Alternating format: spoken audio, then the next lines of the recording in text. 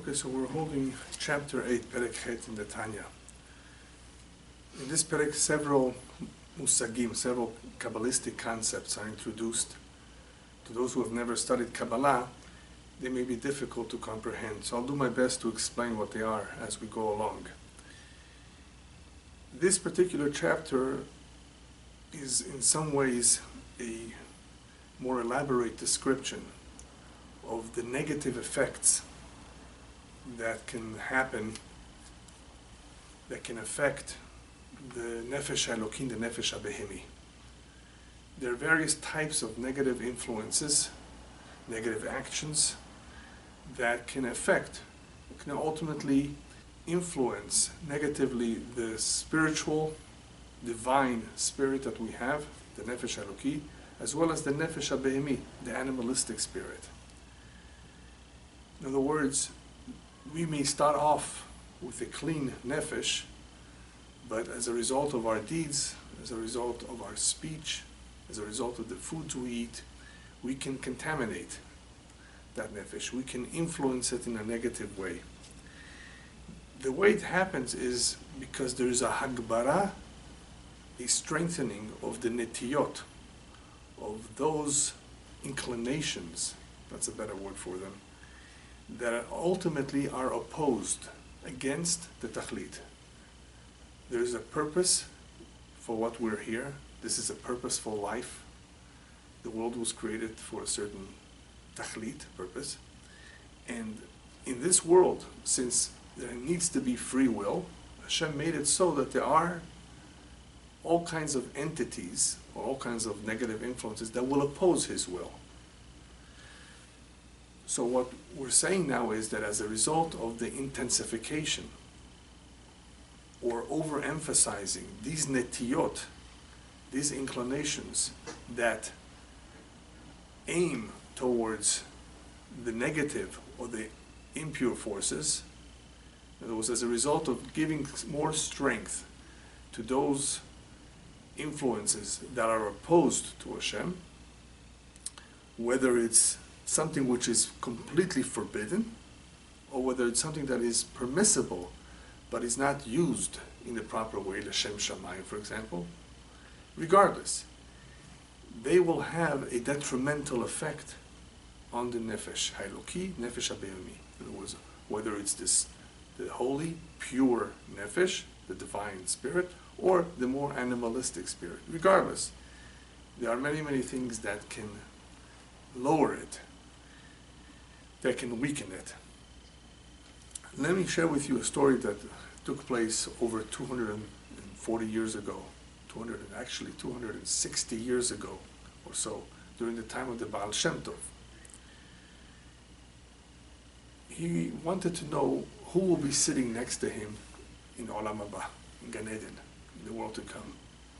And he was told to go to a certain little hamlet, little village, where he will meet this fellow. And he was told a name, and he figured that he's about to meet a very righteous man. So he went and he sees that, and this individual appears to be a very simple individual. And he thought, well, let me begin to talk with him. Maybe it will turn out to be that he's a Talmid Chacham, that he's a scholar, righteous man. He talks to him, and the man doesn't know too much about Torah. Or at least he doesn't make it apparent that he knows. So the Baal Shem Tov thought, maybe this individual is a tzaddik nistar. He's a hidden tzaddik. They conceal themselves, as you know, and he doesn't want to reveal his true identity. So the Baal Shem Tov continued to investigate. Is there anything unique that you do during the day? Perhaps you meditate, perhaps you pray, perhaps you do something, some mitzvah that makes you unique in some way. He didn't tell him why he came to see him. So he says, no, I'm a very, very simple man, as simple as it gets. I work hard for a living, and I've never learned anything. But there is one thing I do. I eat a lot. So now the Baal Shem Tov is really, really puzzled. You eat a lot? He says, yes, I eat much more than everybody put together. He says, why do you do that? He says, let me tell you why. My father was once tortured to give up his Judaism. You know, they used to do that in the past. He was tortured. And because of the immense amount of torture, he couldn't take it and he died. But he never gave up Judaism. He says, I want to eat a lot so I can be strong. So I will be able to take all the pain that they will inflict on me. If they ever do, I will be able to resist it and never give up on my Jewishness. The Baal Shem Tov says, yes, now I understand. We're dealing here with a tzaddik, with a righteous man, even though all he does is eat. He does other things too, but even though he's doing it in an exaggerated way, and we're talking about food here, but he's doing it Hashem Shamayim for the sake of heaven, to be strong, to be able to resist any time someone will try to force him to convert, to give up, he will not allow it. So he has to be healthy and strong to take all that pain. So the Baal Shem understood, yes, this man belongs in a very high place indeed. Some of the concepts in Kabbalah are difficult to comprehend. One of them is something that we all are familiar with, even though it's not Kabbalistic, but we don't really understand it enough, and that's called an onish. There will be a brief discussion of certain onashim in this chapter, punishment. When we think of punishment, what do we think? We think about somebody suffering in the upper world. Onesh, in the end, is not about suffering. It's not a way that Hashem punishes us for something we did wrong. He's not a cruel God. On the contrary, he's a very loving God. He's a kind God. So it must be that any punishment is kindness as well. It's chesed. Any pain and suffering in this world and in the upper world, we're told, is for some good.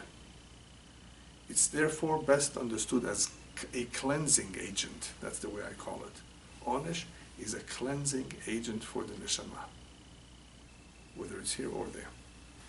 So the Baal Tanya continues in Perek Het as follows. Concerning ma'achalot asurot, forbidden foods, as you recall, we spoke about permissible foods. Even permissible foods, it's not a good idea to overeat, to exaggerate, unless you're doing it l'shem shamayim, like the story I just told you. Right? It's not good because what did we say earlier? There are certain things that if they are intensified, they're strengthened, they draw us away from the tachlit, from the purpose for what we're here. They draw us away from the holiness. Even if it's mutar, it's permissible, but it's exaggerated. But now he touches on machalot asurot, that which is forbidden. He says, by the way, they're also called asurot for another reason. They're not just forbidden. Asurot means asir. They have been imprisoned. In other words, if a Jew were to eat these items, even by mistake, he says, even if with that vitality he's just eaten, with that strength, he will pray and study Torah. That vitality will not be elevated to the kedusha, to the holiness, because it belongs to the other side completely. We're talking about ma'achalot asurot, forbidden foods. So even if he was by mistake, even if he's now praying and learning as a result of that additional vitality or strength, he will not be able to elevate it to the kedusha, never. It's imprisoned, bidei haklipot hatmeot, in the hand of those unclean shells. Unclean shells don't allow it to go up. They simply hold on to it, they imprison it. And this, by the way, the Baal Tanya says, includes isurim de rabbanan, those items that are forbidden by rabbinic decree. By rabbinic decree, this is not by Torah decree. Still, anything that was forbidden by rabbinic decree, we have a tradition that it's very serious. In many ways, it is more serious than a Torah prohibition because people may easily look down at them or minimize them. They have therefore received a tremendous, let's call it support from Shamayim, that these should be just as forbidden, if not more, than Isurei Torah. So one should not think, well, this is just Isur Derabanan, something forbidden by rabbinic decree. It's not so bad, it's not the end of the world. Yes, it is serious. If something is Asur, regardless of who enacted it, whether it's biblical or whether it's rabbinic, it has received the same degree or greater in some ways, or same degree or greater degree of prohibition by the Torah. So therefore, if somebody were to commit a wrong, or in this case we're talking about eating forbidden items, the results would be the same. In other words, they would be drawn or captured by the impure shells and can never be elevated. Okay. To further understand how this happens, he explains the following, which is going to be completely new to many of you. The Yetzer Hara, the evil inclination that is responsible for the ta'avot, for the desire of that which is asur, as opposed to that which is mutar, right? Two different kinds of Yetzer Hara. This evil inclination comes from demons that are called Shedim Nuchraim. Shedim Nuchraim. Demons that are from the other side. I'm going to simplify it, okay? Demons that are foreign. Demons that belong to the other side. They're called Shedim Nuchraim. This is the same Yetzer Hara of the nations, of those that are not committed to the Torah. So they have a different kind of evil inclination because their nefesh is also from that other side, from the klipot atmeot, from the unclean shells. As opposed to the Yetzer Hara that desires things that are permitted. Things that are permissible can also contain a Yetzer Hara because of the ta'ava, the desire to want them.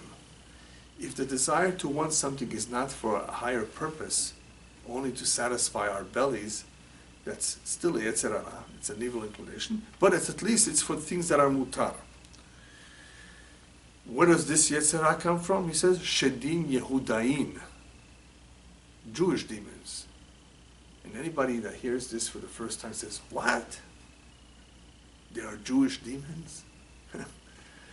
Now, he doesn't explain.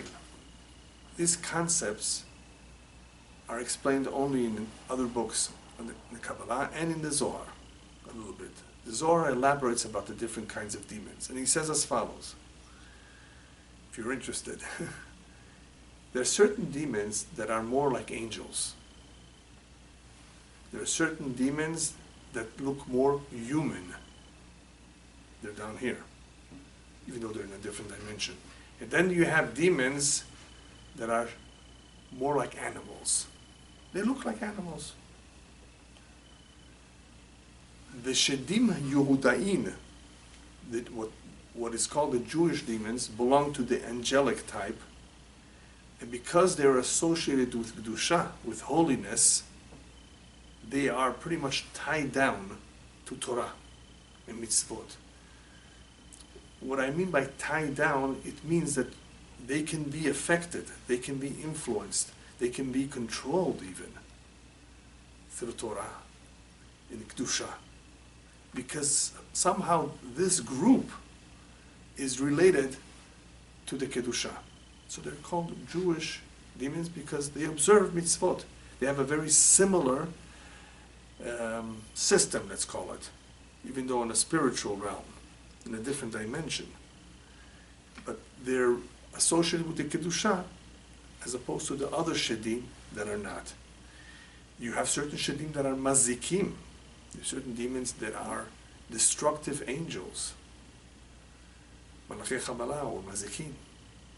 You have all kinds. And if you wonder why, just remember what the Baal Tanya said before, various times. Hashem has made two opposites of many things. So when you have the holiness, you have the unholiness. So in the various camps, you have all kinds of forces, and including Yetzer Hara too, even though the Yetzer Hara is really not a force from the Kedusha, but we just said that there can be a Yetzer Hara for that which is mutar, and for that which is asur. There's a big difference, however, between the hayut, the vitality from something that is mutar or something that's asur. Something which is mutar, it's permissible for us to eat. It was just overdone. Then even though it could be elevated to the kedusha, in the meantime, before any teshuvah, any repentance is done, it still belongs to the tumah. It still belongs to the klipot, to the unclean shells.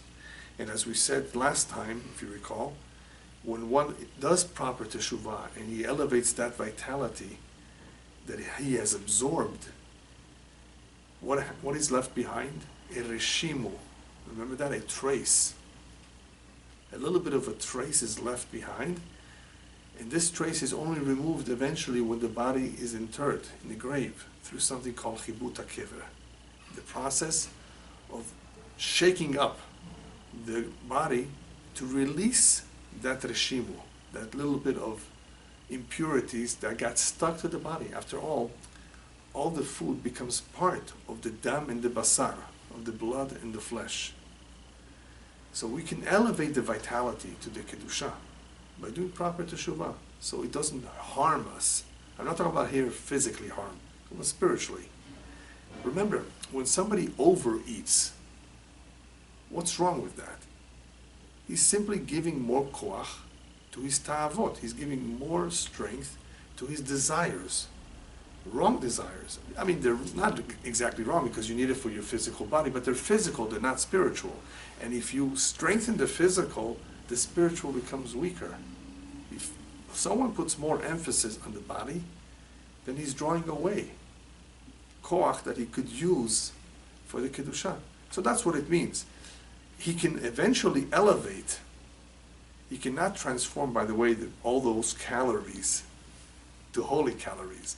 When we're talking about the physical body, you got to lose weight. That's it. You can't say, well, all these calories, this extra fat, let me take it to the kedusha. No, the kedusha doesn't take those fat, those calories. Here we're talking about, in a spiritual sense, the vitality that's there will not harm you. It will not draw you away. You have done teshuvah, you can elevate it to the kedusha, and it will be just fine, except for that trace that is left behind. Therefore, you need the chibut hakever to get rid of it. There's one exception. If an individual always ate l'shem shamayim, always sanctified himself, like Rabbeinu HaKadosh, the famous Rabbi Yehuda HaNasi, who put together the Mishnayot, he, before he passed away, told everyone, I never benefited from this world. Lo ne'ena me'olam hazeh. So somebody like that, who's all his deeds are l'shem shamayim and are done for the kedusha, such an individual doesn't go through chibut hakever. He's pure, he's clean. Not only that, we know of many accounts of great tzaddikim, righteous people, whose body has been in the ground for many years and did not decompose. Now that can happen for all kinds of mitzvot. As a result of the merit of some mitzvah, the body remains intact, and it has nothing to do with the weather. I'm talking about intact, that if you were to open it up, you would even see the curls of the hair. The tachrichim, sometimes the shrouds would be intact. There are some like that. Tremendous purity, righteousness, or some merit that they have. Generally speaking, however, when the body is in the ground, for the average person, it's much better for him if the body decomposes fast and not slow. Because the judgment of the kever is longer if the flesh is still there. Once the flesh is gone, it's like the body is gone. There's nothing left to judge. So people don't realize that cremation is a terrible thing for the neshama. It's a problem because it's first of all lacking in the faith of Tchiyat HaMitim, in the resurrection. Burn it like it's gone, like there's nothing left. we believe that from whatever is left, even one little bone, Hashem will recreate that body and put back the spirit of life into it when the time comes. So to cremate a body, right, is to destroy, first of all, the vessel that contain within it the neshama throughout the whole life, that perform mitzvot. There are other reasons, however, too, that you don't want to cremate. The best tikkun, the best atonement for the body itself, not for the nefesh, is the decomposition of the body naturally in the grave, in the ground from where it came from. We're not even talking about the idea of children coming to a place and praying and having some connection to their deceased parents. We're talking about something much deeper here. So the faster the body decomposes naturally in the ground, it's a tikkun, it's a rectification for the body, and it's a quicker process of judgment, as opposed to if something takes longer. So even though machalot asurot, that which is forbidden to eat, is very, very serious because of where the source is from, we said that even that which is permissible to eat can also be a problem and therefore requires tihur. It requires some sort of cleansing. That was with food. Now the Tanya goes on to say the same is with speech. Speech could be dvarim shel Torah u'mitzvot, good things, or it could be chas v'shalom, God forbid, lashon hara, gossiping, litzanut, mockery, making fun, being very lightheaded, or it could be something parva, neutral, but still it's called dvarim betelim. Dvarim betelim means things that are of no use, just people chatting without any real purpose. Doesn't serve the ultimate purpose. This could also be a problem. Now, why would this be a problem? We're not talking about food now. He's not overeating. He's not increasing the ta'ava or intensifying that desire or that evil inclination. All he's doing is talking. But remember, the human being expresses himself through machshava, dibur, and maaseh.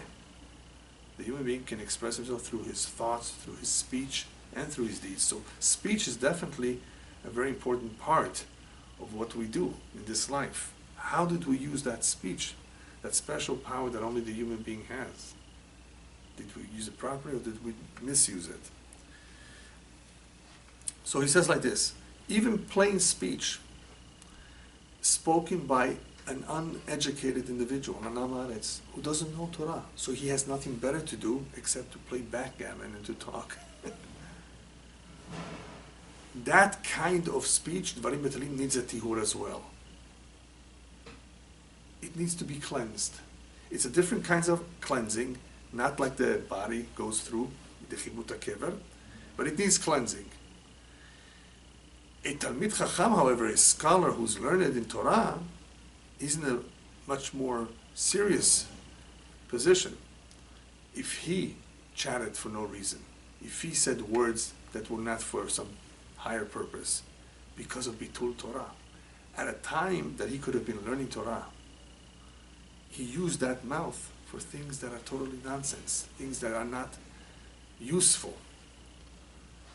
So there's a problem here of bitul Torah too, wasting one's time. And we'll talk about that soon, what happens. So what is the tihur? What is the way to rectify the speech? How is the speech eventually rectified? What kind of a process of atonement does it go through? Not chibut kever, nothing in the grave. After the soul rises, before it reaches the heavenly court, before it goes to its final resting place, it goes through a process called kaf hakela. Kaf hakela in English is translated the slingshot. Now, a lot of people who may have studied this chapter in the Tanya don't fully understand what is going on. In this statement that the Tanya makes, that the dibur, the speech that was not used properly, has to go through a rectification through kafakela, it's vague. He doesn't really fully explain. Kafakela, the term kafakela, we know from the Kabbalah, we know from other sources that it's a slingshot. But what is not clarified, and I think it's important for me to point this out, is that there's different kinds of kafakela. The typical kafakela that we're more familiar with is a stage in the afterlife that the soul goes through in case it was wicked. Very wicked individual. Did something terribly wrong. They don't let him into Gehenom. He doesn't go to Gehenom until he first goes to Kafakela. And he can spend over 100 years in the Kafakela before he goes to Gehenom. Because Gehenom lasts for a few months, perhaps a year or so. It's harsh, it's painful, but it's necessary for the neshama. Kafakela is something completely different. The typical kafakela means that this soul has no rest, and he's being pursued by demons that don't give him any rest, and they harass him. Can you imagine something like this going on for a long time? Every neshama wants to finally go to rest, and he's not even allowed to go into Gehenom for something terrible that he did. So this is the regular kafakela that we have heard of, that certain souls, before they even go to Gehenom, have to go through tremendous torment. They don't have peace. He's not talking about that kind of kafakela. We're talking about an individual who's not so bad. He didn't commit tremendous wrongs, but he spent some time in dvarim betelim, talking things that don't matter. He wasted his speech, his power of speech, for the wrong things. This kafakela is a temporary, short-term stage where the soul cannot yet go up completely, and it goes back and forth from the physical world to the spiritual world, in a sense. It's going back and forth, back and forth. So there is a similar experience as with the other kafakela, but it's not necessarily with Malachi Kabbalah, or it's not necessarily with demons that are pursuing him and tormenting him. He's just being shaken up a little bit in the spiritual world. Remember Chibut HaKever, where the body is being shaken up to remove that reshimu? Here, the spirit needs to shake up, I should say the spirit needs to shake off that impurity that is stuck to it through the speech, not through the physical body. So this going back and forth, not being able yet to ascend upstairs, is a type of kafakela, like a slingshot, meaning that it is not able to yet have its final resting place. However, this is just temporary until that is removed. What happens, the Zohar explains this a little bit more in detail. What the Zohar says is that as this spirit is going back and forth, this breaks the ruach. It causes shvirat haruach. What is broken in him is the level of ruach in his soul. There's nefesh, ruach, neshama. Right? So here we're talking about the ruach in him is broken in a sense that it is the one that experiences the short-term pain that it goes through as it's moving back and forth. If it is forbidden talk, like Lashon Hara, then this kafakela doesn't help it. These people go to the Gehenom directly, which is in many ways longer, more painful, and that is where they receive their rectification for the Lashon Hara, for the derogatory type of speech, gossip and the like. Because that is already something completely asur. It is forbidden talk. It's not just talk that, it's without any purpose. Forbidden talk, dangerous talk, damaging talk, like slander, derogatory speech and the like, that is from the Gimel Klipot HaTmeot, that is from the 3 unclean shells. Kafakela does not help it. It needs Gehenom. The real Reshaim, the real wicked people, have Kafa Kela and then Gehenom. And like we said before, the more serious Kafa Kela. It is important to remind everyone that all of this is only if there was no teshuvah done while a person is alive. Otherwise, when you read this, you say, "Oh no, what's going to happen to me?" Obviously, it's good to learn this and to be aware, that it is important how we use our speech. But this is as long as a person did not do teshuvah. One can do teshuvah, one can repent, one can rectify while he's alive, just about almost anything, if he does proper teshuvah. So here we're talking about an individual who just left the world without doing teshuvah. And this can happen when people leave all of a sudden. When people get older, naturally, they get to 70, 80, hopefully they're thinking about what's going to happen next and they're doing teshuvah. But what happens if somebody died young, died suddenly? He didn't even have time to evaluate his life and to take the necessary steps to rectify it. So let's talk a little bit about an individual who could have learned Torah. He had the mental capacity, he had the education, he was well versed in the Torah, and he spoke things that he should not have spoken. We're not talking about now necessarily Dvarim Asurim, forbidden things. Even Dvarim Betelim, things that are permissible, but he overdid it for no real reason. In some ways, his punishment is more severe for two reasons. The Tanya explains. First of all, Bitul Torah, having not devoted the right amount of time to Torah that he could have, he replaced that time, whether it's an hour or two during the day, with silly things, silly activities, talking about things that, politics. So you have here the serious offense called Bitul Torah, not learning Torah. It's very serious, especially for one who's learned it. Then you have another detail that he says, the fact that he did not fulfill a positive commandment to learn Torah. For not having fulfilled a positive commandment, that in itself is also separately judged. Let's say he was lazy. Right? Somebody who does not fulfill a commandment, a positive commandment, as a result of laziness, there is a Gehenom B'Sheleg, snow, a different kind of Gehenom. It's not real snow because snow obviously is something physical, but in Kabbalistic terms, in the Gehenom, there's different kinds of Gehenom, different kinds of experiences. Some are similar to what we can identify with as fire and heat, and another one which is like cold. So somebody who could have learned and did not only is he punished for the Bitul Torah, for not devoting enough time for Torah, but also for letting go a positive commandment that he could have fulfilled. So for somebody like this, Kafa Kela by itself would not help.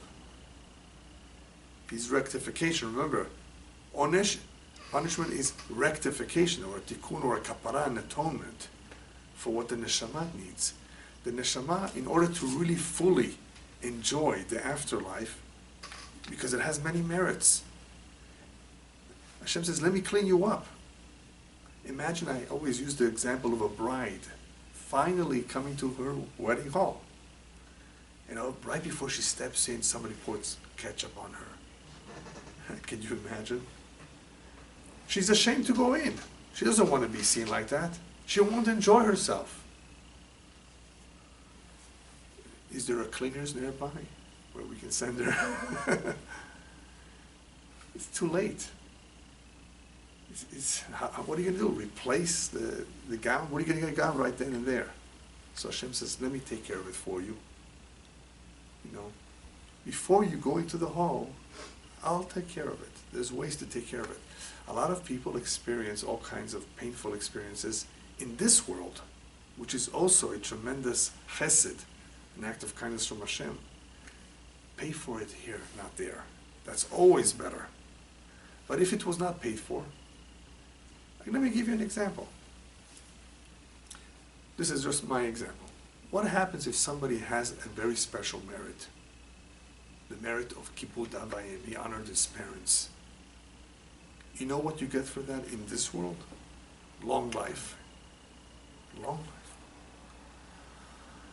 Now, when we say long life, we're not talking about a person lives to the age of 95 and the last 15 years of his life he had Alzheimer's. That is not necessarily such a good long life. When we talk about long life, we're talking about a blessed long life, which means healthy. There have been people even over 100 who are completely healthy, jogging, driving sometimes. It's a real special blessing. So this individual, because he has this merit, they can't remove him from this world early. So how is he going to pay for it? For whatever he needs to pay.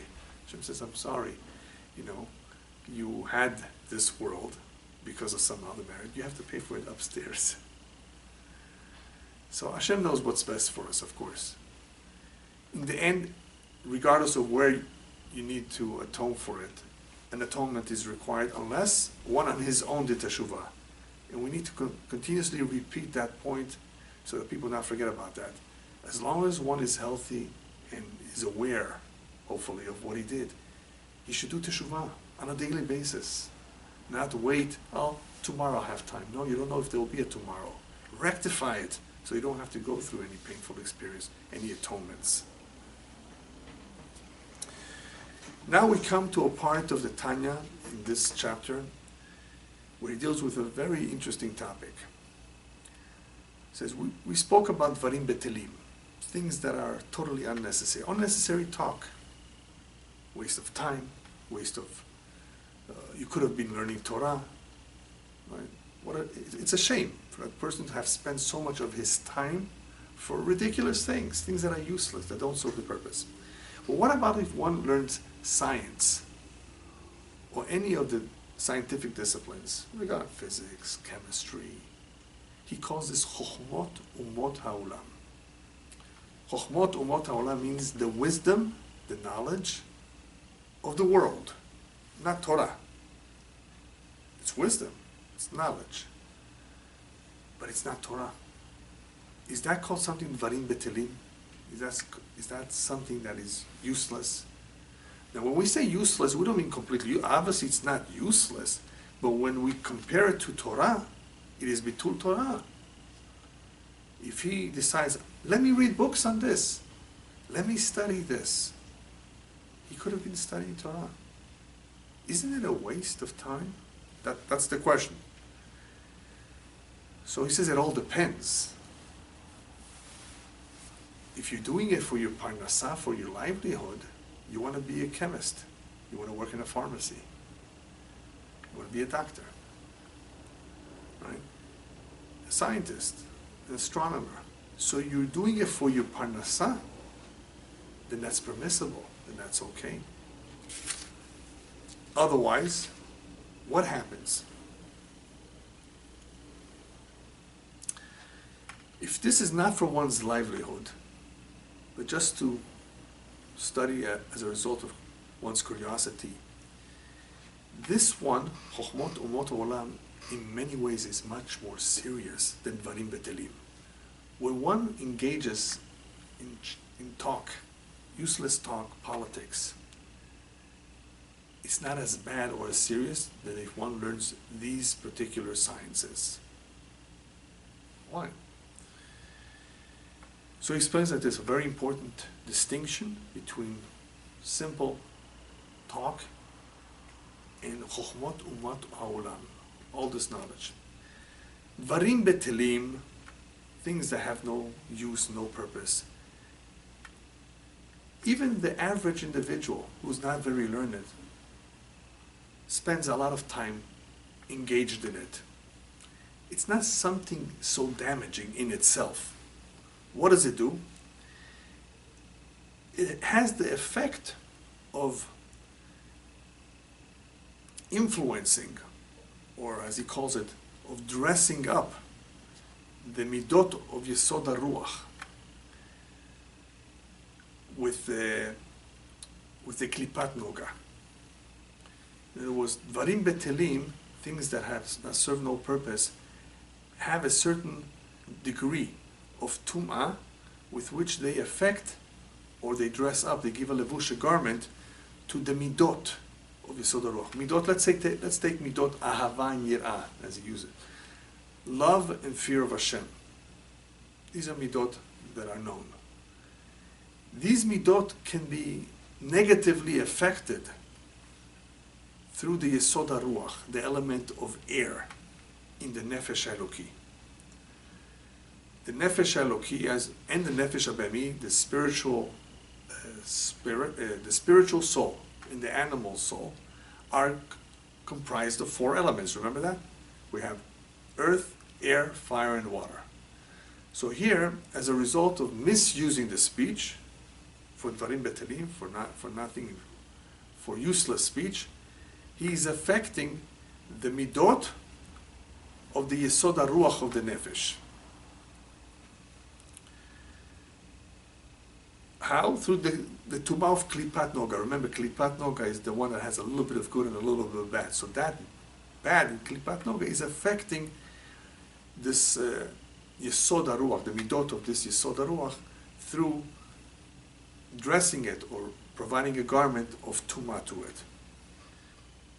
And where does this tumah come from? It comes from the Nefesh HaBehemi, from the Yesod HaRuach of the Nefesh HaBehemi, from the element of air from the Nefesh HaBehemi. Now, okay, so what has happened?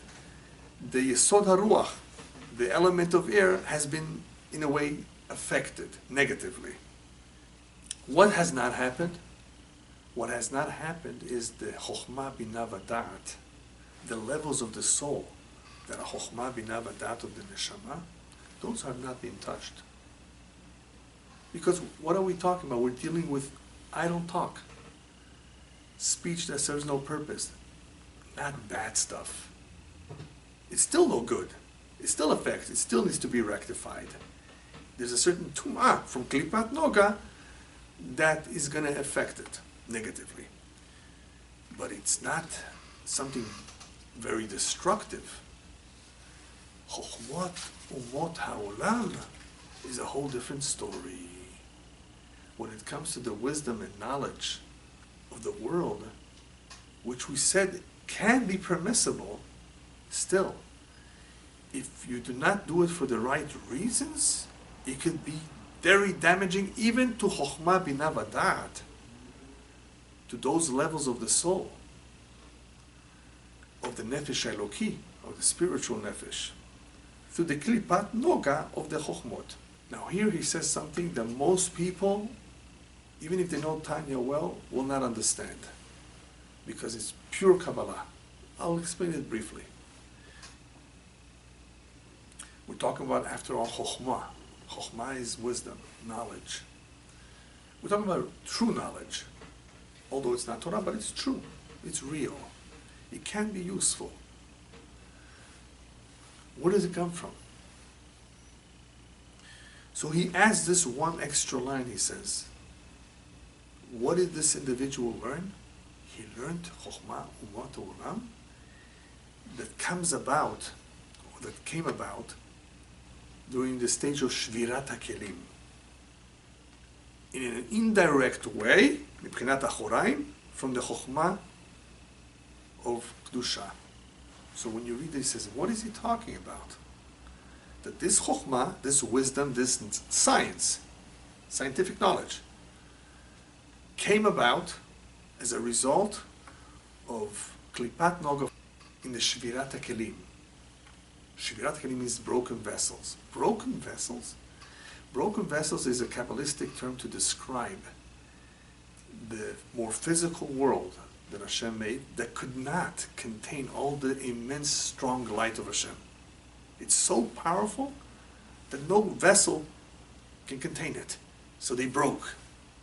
In the beginning of creation, the Kabbalah explains that this process took place where the vessels were broken, and therefore there's holy sparks everywhere as a result of that. So this Chokhmah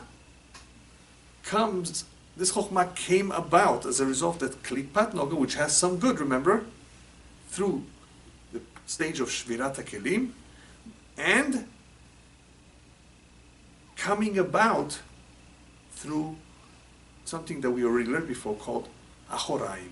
In other words, it's coming down through Shvirat HaKelim, but it's also Mibchinat Achoraim. In other words, it's being produced or introduced in an indirect way, from the back end. The back end of what? Of Chokhmat HaKedusha, of the more holy Chokhmah, holy wisdom. What you get from this is that any Chokhmah in the world, any wisdom, has come from the Kedusha. It contains some Kedusha because it contains the good of Klipat Noga. Although it came about into this world in an indirect way, through the Shvirat HaKelim, as he explains, but it's there. So that's why I decided to just describe to you just a little bit what he's talking about, because people will tend to just skip over this statement. It's important that one understand what is going on here. Chokhmat HaGoyim, Chokhmat Umot HaOlam is positive, can be used in a positive way. It comes from the Kedusha too, through the good in Klipat Noga. It comes in an indirect way. It came about through Shvirat HaKelim. Okay, that's fine, because it serves another purpose. It's therefore not Torah. But now that you have it, how do we use it? Or do we use it? It's permissible if you use it for Parnasah, or if you somehow find a way where this can be useful to you in Avodat Hashem, and in order to elevate and strengthen the Torah. How do you do that? What the Rambam and the Ramban and others like him, he says, did. Maimonides and Nachmanides. They used it in a way that serves the Torah. They were Chachamim. That knowledge helped them even more. They understood the world. They understood medicine. They understood a lot of the sciences. Many of them were experts in these fields, but they used it properly, in a useful way that ultimately serves the Torah and does not go against it. Because this could be dangerous if it's not used in the right way. As we said before, if it's not used properly, and I'm going to show you how, this can affect Chokhmah Binah V'Da'at. This can affect the mind negatively. This is where this is dangerous.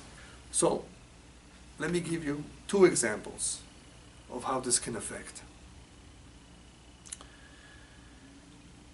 There's a story that's brought down that the Rambam once received a letter from the community.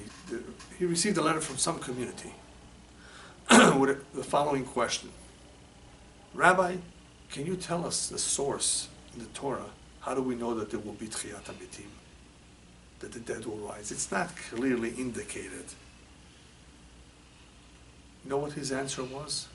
I can tell from your question, shenichshaltem b'machalot asurot, that you have eaten non-kosher food. I can tell from the style of your question that you have probably eaten non-kosher food. You have therefore contaminated your sechel, your mind, and it is obvious from the way you're asking this question. And he was right. The story goes on later on that he warned them that very soon they're going to be in big trouble. A king from another place came and rampaged the whole community. So, interesting how machalot asurot metamtemot et halev. We know that, we've learned that which is forbidden for us to eat, not because it's unhealthy, because it affects the neshama, the nefesh eloki, especially the pure soul, the divine soul.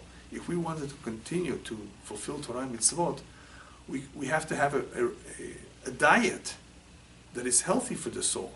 We're not talking about a diet now for the body, we're talking about for the soul. So you see that sometimes a person can do something that will harm his nefesh. And we're not talking about harming in a way that he will not know it until he reaches up there and they tell him it's defective, it's contaminated, you need a tikkun. We're talking about even while he's alive. He's moved away from that which is holy to that which is unholy by either overeating or by eating the wrong things, which is even worse. So getting back to Chokhmah, because Rambam's example, the Rambam story, it was with food. Getting back to now to the wisdom.